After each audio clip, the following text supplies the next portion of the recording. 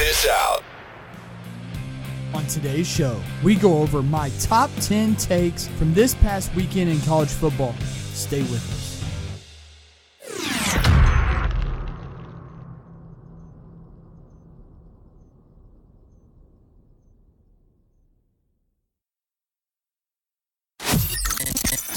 And now, from Louisville, Kentucky, the horse capital of the world and sports junkies' finest, giving you wagering advice and sports analysis. It's On the Switch with your host, Geno G. Welcome back, everybody, to the show. I'm your host, as always, Geno. I want to go over a few things before we get started here. First and foremost, Shady Rays, sunglasses. I don't care what kind of lifestyle you all have. Shady Rays has a pair of sunglasses just for you. Shady Rays, 25% discount for both military, active, and retired. They give 11 meals to fight hunger for every single purchase at ShadyRays.com. On top of all that, whether it's free, lifetime craftsmanship warranty, whether you lose, misplace, break, have your pair stolen, all you have to do is contact Shady Rays and they will send you a pair back to you. I encourage all of you all listening. Head over to ShadyRays.com. Make sure to use promo code SWITCH to get an exclusive buy one, get one free pair today. As you all are listening, make sure you head over to our Twitter at OnTheSwitch1. Drop us a follow there. New. Well, not necessarily new, but what we're going to be doing shortly. Facebook Lives. Head over to our Facebook, On the Switch Show. Which one is it, Trav? On the Switch or On the Switch Show? On the Switch Show. On the Switch Show. Make sure to like us on Facebook. All iOS, Android platforms, iTunes, Google Play, Stitcher, iHeartRadio, etc., etc., etc. Goes on, listen forever. Subscribe. Leave us a comment. 5-star rating. We appreciate all that. Back to what we are talking today. My top 10 takes from this past weekend in college football. We'll start out at number 10. Number 10, I have San Diego State, who beat Arizona State. And we talked a little bit about this in the previous podcast, as Arizona State, this was kind of a tricky game for them. They come off a big win against Michigan State. Now they're traveling on the road to San Diego State, only giving 6 points. Seemed like a weird line for us. I will tell you, San Diego State held a long time against Stanford. San Diego State was able to contain, not necessarily control, but contain Manny Wilkins. He still did his thing, but the biggest thing was San Diego State was able to rush the ball with success, had a lot of yards on the ground, were able to control on the defensive side of the ball, control the rushing attack of Arizona State. That was the biggest key. San Diego State comes in number 10 here as they beat Arizona State, who just got into the top 25 this past week, 28-21. Number 9. Number 9, I have Washington. Washington beat Utah in Salt Lake City 21-7. Why is this important? For all the accolades that Washington wanted to achieve this season, they wanted to get to Pac-12 championship game, win that. Go to the college football playoff, possibly win that. If you wanted to get through all of these things, you have to win against Utah with losing to Auburn in the opening game of the season. Being in Salt Lake City, Utah's a tough place to play. Washington was able to control both offense and defensive lines in this game. Gaskin ran for 143 and a touchdown. Browning did just fine. He only threw the ball 24 times, but he was 14 for 24 for 155 and a touchdown. Washington turned Utah over 3 times, and that was the biggest key in this game. When Utah had any momentum whatsoever, it seemed like the Washington defense came up with a turnover, and now Washington comes back home, gets an Arizona State team that's going to be a little bit hyped up after losing to San Diego State this past week. That's going to be a big game, but if not that, the week after that, Washington has a BYU team that we'll talk about here in just a few minutes. Number 8, I have Texas. Texas beat USC. We didn't like Texas to start the season whatsoever, but now, after losing to Maryland, Texas gets a Showtime game against USC. They beat them 37-14, pretty much handily from go. Well, I can't say from go because it was 14-7 USC. Now, with that being said, Herman got his kids to settle in after being down. It was 14-3. They outscored USC 34-0 after being down 14-3. Erlinger did his thing, 15 for 33 for 223 and 2 touchdowns. The defense gave up 128 yards in those 2 touchdown drives to get down 14-3. They only gave up 189 yards after that. I still believe there's question marks for Texas, but this game is a confidence builder for the rest of the season. And for the rest of the season, let's talk about next week. Next week they get TCU. TCU, who we will talk about right now. Ohio State at number 7. Ohio State beat TCU 40-28 in a game that was not a 12-point difference game. This game was more like a one-possession game. Haskins and Dobbins together. They are the real deal for Ohio State. Haskins, 24 for 38, 344 yards, 2 touchdowns, and a rushing touchdown. And as we told you on this show, I told you specifically, Dobbins would be a guy when it came to big-time games, when they got to this game, and they get deeper into the Big Ten Conference. Dobbins is going to be a guy that they will use heavily. 121 yards on the ground in this game. He was super important. I do want to make note that the defense for Ohio State responded. After getting down 21-13 to start the second half, they get a pick 6 to give them the lead 26-21 for good. I do think looking forward, Ohio State's offense is what's going to carry this team the entire way to whatever accolade that they're going to receive, whether it's Big Ten titles, college football playoff entry, whatever the case may be. Ohio State's offense will get all the talk. Let's make note. 9/29, Ohio State plays at Penn State. It's going to be a huge game for Ohio State. At number 6, this was kind of a trendy pick, but I picked it at number 6 just the way that they beat the other team. North Texas beat Arkansas 44-17, and it was just never close. The offense, North Texas, was electric. Mason Fine, the quarterback, 24 for 45 for 281 yards and a touchdown.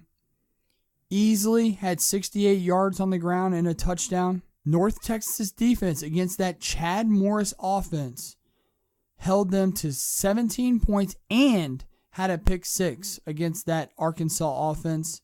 North Texas not only did it on offense and defense, but had a punt return for a touchdown as well, so they got it done on special teams. If you look at the rest of North Texas' schedule, it's far from difficult. Can they go undefeated? I don't know. There's a lot of sneaky games in Conference USA, but North Texas, the way that they handled Arkansas, they are scary to go undefeated. Number 5. Number 5 is a team that, like I said, we just talked about in BYU, who plays Washington in just 2 weeks. They beat Wisconsin in Madison 24-21. And what's the most amazing thing about this is BYU said, hey, Wisconsin, you all like running the ball up the gut, right? And just continuously running until someone says, hey, we can stop that now. Run something else. BYU ran it right down Wisconsin's throat. They took Wisconsin's game plan and said, hey, that's what we're going to do. And they exceeded far and away anything imaginable that probably themselves that they could even think that they could accomplish. Wisconsin, again, we've gone over this, 3 or 4 times now. We said if Wisconsin was going to get to the promised land, Hornibrook will have to step up and make plays. And Hornibrook in this game was just bad. There's no other way to slice it. Didn't have a touchdown, had 1 pick, very low percentage, can't make plays. Jonathan Taylor does everything he possibly can, but when you don't have a quarterback, Jonathan Taylor at running back, he can't be as effective. BYU motion on the offensive line, tight ends, wide receivers, a lot of motioning on every player, on every play. kind of confused that Wisconsin defense. BYU beat Wisconsin in Madison 24-21, comes in at number 5. Again, we want to look forward 2 weeks from now. Washington plays them at home. Could be another one of those sneaky games, low-scoring games. Number 4. Number 4 is a team that I still am amazed is not in the top 25. That's Duke. Duke beat Baylor 40-27.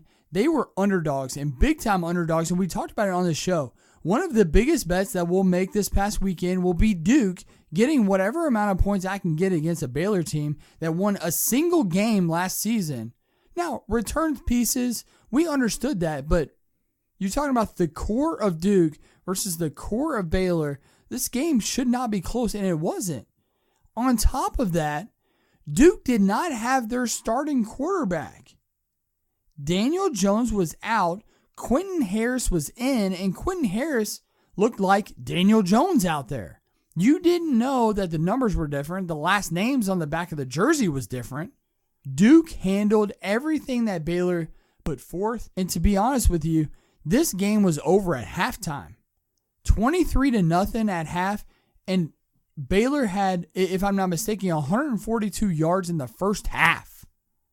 They had absolutely nothing going. Of course, they make a run as Duke is playing prevent defense, you know.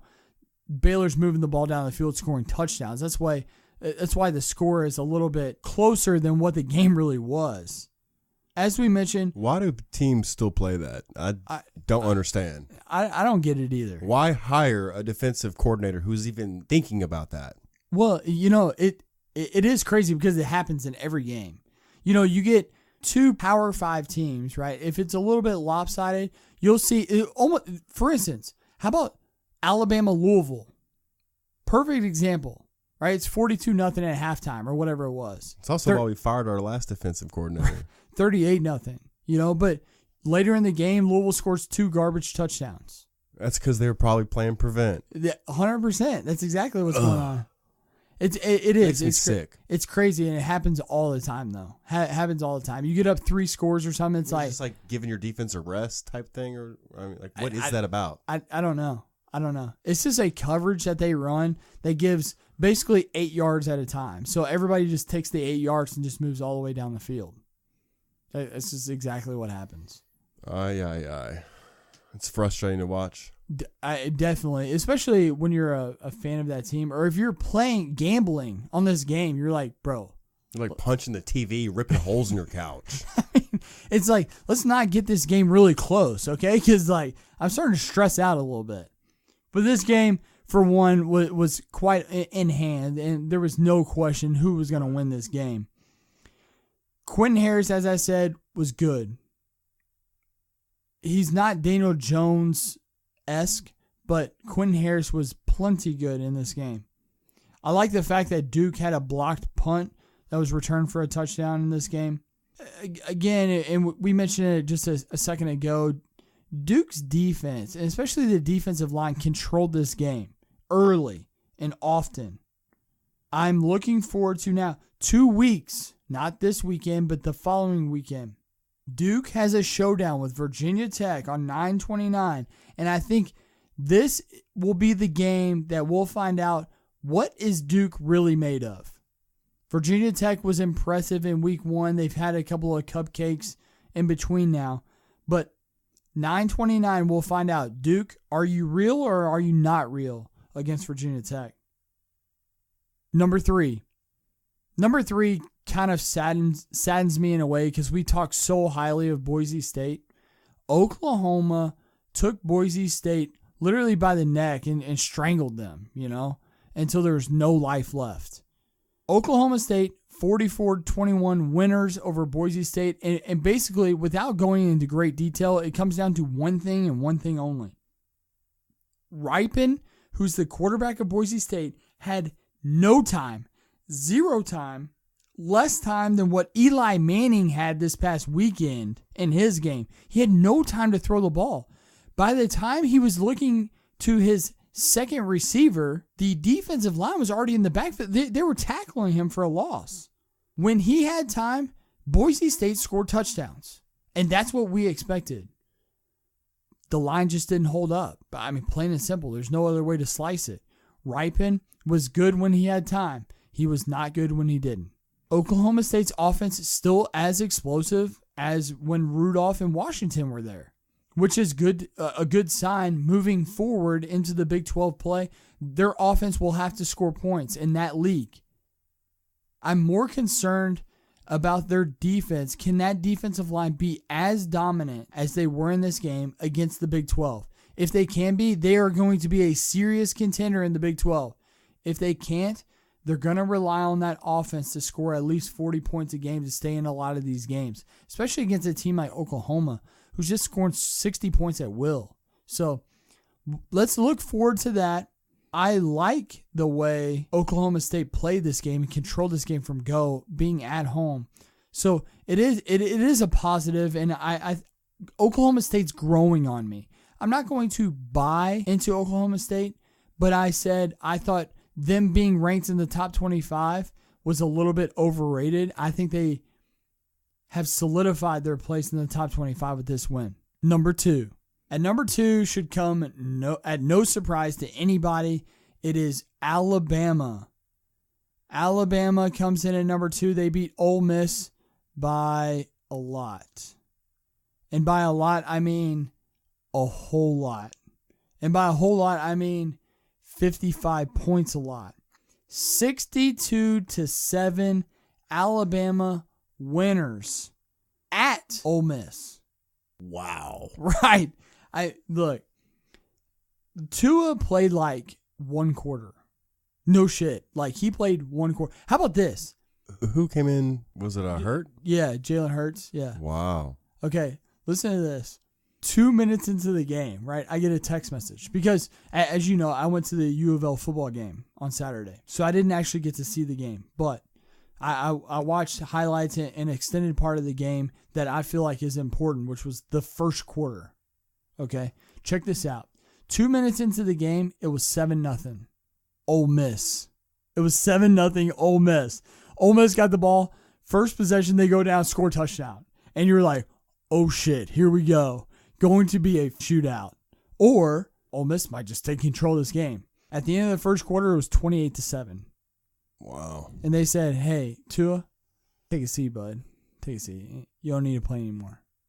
Jalen Hurts goes down, scores a touchdown. I mean, next thing you know, it's 59-0. Or, 59-7. You're like, what happened? Like, what happened? We knew Ole Miss was going to score points. They didn't in this game, but we know that Ole Miss overall is going to score points. Their defense would be the biggest question mark. We said that this team could possibly, talking about Ole Miss, could win 9 games if their defense could just step up. They stepped up against Texas Tech. In this game, they just got trampled. We talked about Tua. Tua was 11 for 15 for 191 and 2 touchdowns. Again, I mean, he was just fantastic in the short amount of time that he played. I believe that Bama is just this good. I mean, they are that good. Defense, offense, they're deep on both sides of the ball. You can go second string and probably still win an SEC title or SEC East. I just don't know. It just looks like, looking forward, just looks like a clash between Alabama and Georgia. Both teams just look absolutely fantastic, but this goes to number 1. At number 1, I have LSU. LSU went to Auburn and beat Auburn 22-21. They beat them on a last-second field goal. And how about this? I love it. And not to tout, not to pat myself on the back, not to give myself a high five, not to, call myself the greatest of all time, the GOAT. But I said, what was key about the LSU-Miami game? Although it was a blowout, I loved, and you can go back. We could even go back. I can listen to it, and we could tag the actual time in which I said this, because I believe it's so important. I said, LSU, the biggest thing that I got out of the Miami game, besides the fact that their defense is legit, their field goal kicker, serious. You're talking about all these SEC games that are 17-10, 21-17. You know, you're going to need that field goal kicker at the end of the game to kick you a game-winning field goal, okay? He kicked one from 54 in the Miami game, made it. He was 4 for 4 in that game. He was 2 for 2 in the, what do you want to say, cupcakes. He was 2 for 2 against the cupcake, and now comes back against Auburn. 3 for 3. Hits the game winner. Game winner. Again, you need this kind of guy on your team. If you're going to win conference championships, you need to have a field goal kicker that you trust. And guess what? Boom. Right here. Game winner against Auburn. LSU comes in number 1. And look, I'll be the first one to say, and I said the same thing to all the Vanderbilt fans. Maybe I had you all pegged a little bit wrong. I even predicted on this show that Coach O would be the very first coach out, period, end of story. Now, Chris, when he came in, he said, whoa, that can't happen because they're still paying Les Miles. They can't pay Les Miles and Coach O and hire somebody else. But if they could find a buyout, a small buyout, maybe Coach O, after a bad season, would be moved out. You know, like, seriously, get out of our face. Now, wins against Miami, who was top 10. Now win against Auburn, who beat Washington. Coach O, he has something going here. His O still sucks. I'm just being honest. His O still sucks, but his defense is serious. They are legit. And they have from what I have seen, perhaps the best special teams when it comes to field goal kicking, high percentage. I like everything that they have on the defense and the special team side of the ball. The offense still needs to improve. There's no way that they're beating Alabama at home, by the way. There's no way they're beating Alabama or Georgia with that offense, period. End of story. I'm looking forward to a couple of games. Obviously, we talked about LSU. They have La Tech, then Ole Miss before they go to Florida, Georgia at home, Mississippi State at home, and Bama at home. It's a gauntlet. 4 games in a row. At Florida, Georgia, Mississippi State, Bama. So let's look forward to, let's hope they beat at least La Tech and Ole Miss so I can go to that gauntlet and let's see what they're really made of. To me, I have no doubt now that LSU is serious. They're a serious contender in the SEC West and the SEC as a whole. I still don't know if you can top Georgia and Bama, but they'll get 2 shots at them, both at home. That's our number 1 take, that being LSU. Looking forward to this next week in college football. Couple of games that I want to mention to you all. Georgia, who we just mentioned, plays at Missouri. Drew Lock, serious quarterback. If they want to have any chance with Georgia, they have to keep pace on the offensive side of the ball. Drew Lock was great against Purdue this past weekend in a 40-37 thriller. Texas A&M. They had a chance for a staple win against Clemson. Jimbo Fisher's first opportunity. Well, hey, Jimbo, you have an opportunity this weekend. You play at Alabama. Show up or get out. Jimbo has a chance. I think they get absolutely drubbed this weekend. Absolutely just smacked. How about this? Weird game, but an interesting game. TCU at Texas. We talked about TCU being one of our selections for the Big 12. They get Texas at Texas, though. Interesting game. I think TCU should win this game without a doubt. But Texas, a little bit of momentum from this past weekend beating USC. Interesting game. How about this? Can you believe it? If I would have told you that we're going to talk about Kentucky twice throughout the college football season, would you call me nuts, Trav? I'd have to. Okay. Well, they beat Florida, right? Amazing. 31-year drought. Well, see you later. Now, at home, they get Mississippi State. I know, it sounds crazy. Okay.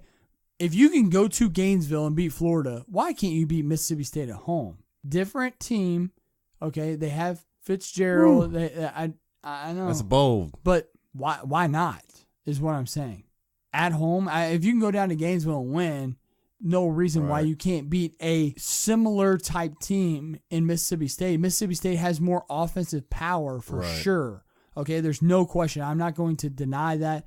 I'm not going to tell anybody that they're wrong by saying that because that is 100% true. But Florida's defense is much better than Mississippi State's offense, or Mississippi State's defense, okay? And that is not a lie either. Anybody who denies that is, they don't know football, okay? Right. I'm interested to see if Kentucky can, one, hold Mississippi State to a reasonable number that they can get to. And on the flip side, can Kentucky's offense capitalize against a Mississippi State defense that has a few question marks? That's the biggest key. If Kentucky wants to keep this game close, the game needs to be played under 30. Okay? It needs to be something like 28, 24, 27. One of those kind. You can't get in the upper 30s against Mississippi State. You're gonna lose that all day, every day. They don't have a chance. Next is a Pac-12 showdown. Stanford at Oregon. Oregon, we said, is one of those weird teams that could be a sneaky pick to get to the Pac-12 championship game. They get Stanford at home. Always tough to play in Eugene. Stanford, though, looking to hold Oregon to the least amount of points possible. That's the way that they win this game. Costello through the air has to be, again, this is the key with Stanford in every single game. If you want to beat Stanford, stop Bryce Love. Let Costello beat you with his hand. If Costello beats you with his arm, then so be it. But you can't have Bryce Love run for 150 and then Costello go off. You're going to get smacked. Oregon and Herbert, they have to score the football. And by score, I mean touchdowns, not field goals like last week. They have to score touchdowns. This could be a sneaky, high-scoring game, although Stanford will want to keep the game shortened. They want to run the ball, take a lot of clock out of it, take the air out of the ball. I can see this game getting into the mid-30s. We'll keep an eye on that game. Then lastly, BYU beats Wisconsin in Madison, right? Now Wisconsin has to go to Iowa City and play Iowa. Night game. As Ohio State, how that went for them last season. Okay? They got drubbed in Iowa City. Wisconsin, Hornibrook has to do something. You cannot let Jonathan Taylor just control everything. If Hornibrook's not making a play, Iowa is going to beat Wisconsin again. And now they will have full control over that part of the Big Ten. Wisconsin has to figure something out on that offensive side of the ball. Iowa's not good on offense either. So this could easily be a 13-10 game and one of the most boring games of the weekend. But when it comes to the Big Ten, we thought, and hell, not even just us, but every tout, every single person that talks about the Big Ten, every person that has a YouTube, I mean, the list can go on forever. When you talked about that part of the Big Ten, it's Wisconsin and Wisconsin only. Nobody's taking anybody else but Wisconsin on that side. This is their first game, Big Ten opponent. Now is the time, Wisconsin. If you're going to take stranglehold, right, it's this game right here. You have to win this game. You lose this game, could be shambles in Madison. Shambles.